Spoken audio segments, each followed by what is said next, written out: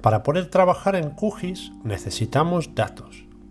Dentro de este curso tenemos una carpeta que se llama Datos y que contiene distintos datos de varios países que vamos a utilizar para nuestros ejercicios. Vamos a añadir una capa vectorial a nuestro proyecto.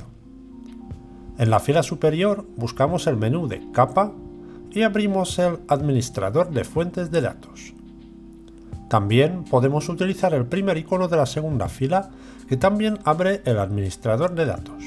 En la nueva ventana tenemos por la izquierda unas pestañas que nos permiten escoger el tipo de datos que queremos añadir al proyecto: vector, raster, archivos de texto, WMS, etc. Nosotros vamos a empezar con los datos vectoriales. Podemos elegir si queremos cargar un archivo, un directorio o toda una base de datos. Vamos a mantener la opción de archivo y la codificación de sistema. Hacemos un clic al botón de 3 puntos al final de la línea de conjunto de datos vectoriales y en nuestra carpeta de datos buscamos Senegal. Allí encontramos otras carpetas y sobre todo unos archivos, que 6 veces repiten el mismo nombre. Podemos ver que son distintos tipos de archivos y el tipo que nos interesa a nosotros es el SHP. Para localizar con mayor comodidad este tipo de archivos, vamos a filtrarlos cambiando el botón de todos los archivos por Archivos Shape de Esri. Ahora sí que podemos ver mejor las capas que tenemos a disposición y seleccionamos la capa Región y confirmamos. En la ventana de Administrador de fuentes de datos hacemos un clic al botón de Añadir y cerramos la ventana. En el lienzo tenemos dibujada la capa espacial de las regiones de Senegal, que es de tipo poligonal, y en el panel de capas a la izquierda aparece el nombre de la capa. También la proyección EPSG de la capa está correcta, ya que la capa la tiene asignada y este se asigna automáticamente al proyecto. Vamos a añadir otras capas. En el menú de capas seleccionamos la opción de Añadir capa y Añadir capa vectorial. Se abre de nuevo la ventana de Administrador de fuentes de datos directamente en la pestaña Vectorial.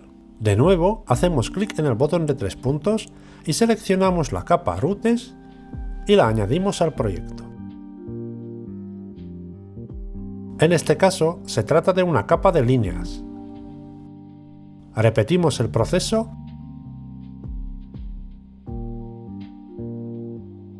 y añadimos la capa de Localité, que es una capa de puntos.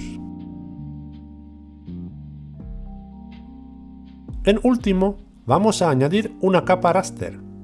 Ya hemos visto que hay más opciones de cómo añadirla, o en el menú de capa, añadir capa raster, o con el icono de Abrir administrador de fuentes de datos, donde nos aseguramos que tenemos seleccionada la pestaña de raster.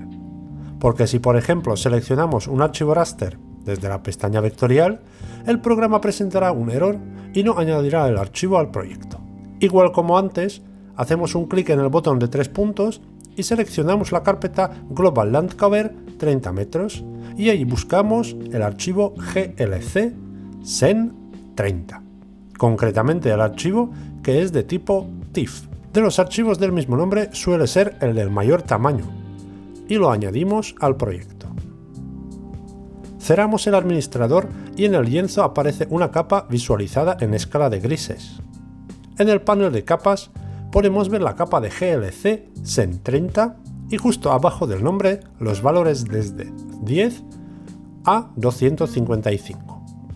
Es el rango de valores que contiene la capa. El mínimo es 10 y el máximo es 255. En este caso, cada dígito representa un tipo de uso del suelo dentro del píxel. En el caso del modelo digital del terreno, sería la altitud dentro del dicho píxel. Podemos ver que la capa nos está tapando las capas vectoriales. Con el botón izquierdo le podemos hacer un clic y sin soltarle arrastramos la capa más abajo donde la soltamos. Así cambiamos el orden de la visualización de las capas. En el lienzo siempre se visualizan en el mismo orden como se ven en el panel de capas. Suelen ser primero las capas de puntos, luego las de líneas, las de polígonos y al fondo las capas raster.